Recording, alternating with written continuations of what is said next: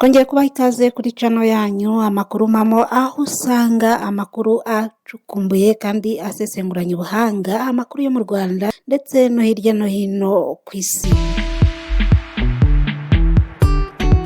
Abarundi bakumiriwe kwinjira muri Amerika. Leta zunze ubumwe za Amerika zafashe icyemezo cyo guhagarika gutanga viza ku Barundi by'agateganyo kubera kutubahiriza amategeko agenga imikoreshereze y'uru rwandiko rwemera abantu kwinjira mu kindi gihugu. Ni byatangajwe na ambasade ya Leta zunze ubumwe za Amerika i Burundi kuri uyu wa mbere tariki ya 4 Kanama 2025.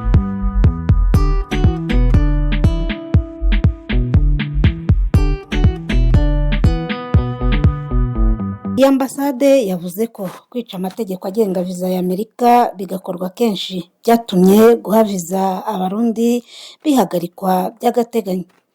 Yavuze iti kubaha amategeko agenga viza si iby'umuntu ku giti cye, ni inshingano z'igihugu cyose. Iyi ambasade itarasobanuye icyo Abarundi bakoze kugira ngo bafatirwe icyo cyemezo kibakumira kwinjira muri Leta zunze ubumwe za Amerika, yavuze ko imyitwarire y'umuntu umwe ishobora gufungira igihugu cyose amarembo. Ntabwo ari ubwa mbere Amerika ihagaritse viza ku baturage bo mu Burundi, kubera ko no mu 2020 ifashe icyemezo cyo guhagarika gutanga viza ku Barundi bose. Icyo gihe iki gihugu kiri mu majyepfo y'u Rwanda cyashinjwaga kwanga kwakira abaturage bacyo birukanywe muri Amerika. Reka tugaruke hano mu Rwanda, aho umukobwa urangije amashuri yisumbuye yapfuye urupfu rutavugwaho rumwe. Ni inkuru dusoma ku kinyamakuru Umuseke, aho bavuze bati umukobwa usoje amashuri yisumbuye wo mu Ruhango yapfuye mu buryo butunguranye ubwo yari ku igare, ndetse urupfu rwe rwamayobera ko rutari kuvugwaho rumwe.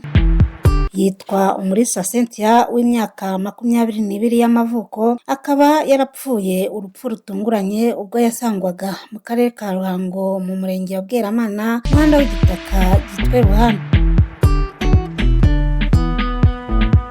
Ibi byamenyekanye ku itariki ya 30 z'ukwezi kwa 7 2025, ariko byabaye ku itariki ya 29 z'ukwezi kwa 7 uyu mwaka, ubwo hari ababonye imodoka ya ambulance ihagarara igafata umukobwa uri ku igare aryamye hasi. Umwe mu baturage bamuzi yabwiye Umuseke ko nyakwigendera yishwe n'impanuka ubwo yari ku igare rya siporo yikorera siporo. Uriya avuga ko imodoka y'imbangukiragutabara izwi nka ambulance y'ibitaro bya Gitwe yamukozeho gato, maze nyakwigendera ahita abyuka agendaho gato, bamujyana kwa muganga apfirayo.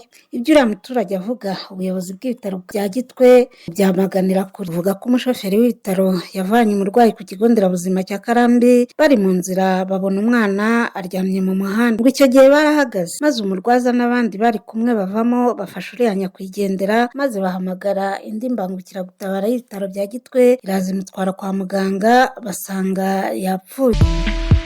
Mu kiganiro ikinyamakuru Umuseke cyagiranye n'umuyobozi w'ibitaro bya Gitwe Dr Habituze Benjamin, yaravuze ati igare ni rizima, ndatunguwe kumva bavuga ko ibitaro ari byo byamugonze kandi ahubwo twarabafashije. Umuvugizi wa polisi mu ntara y'Amajyepfo CIP Kamanzi Hassan yavuze ko polisi yahawe amakuru ko hari ababonye imbangukiragutabara ihagarara ifata umukobwa uri ku igare aryamye hasi iramujyana. Umuvugizi wa polisi yaravuze ati polisi yahise ijya ku bitaro aho umukobwa yajyanywe, igezeyo isanga yitabye Imana. Iperereza ryatangiye kugira ngo hamenyekane icyo umwana yazize. Nyakwigendera yakoze ibizamini bya leta bisoza amashuri yisumbuye mu ishami ry'imibare, ubutabire n'ibinyabuzima mu ishuri rya Espage riri mu karere ka Ruhango muri uyu mwaka wa 2025.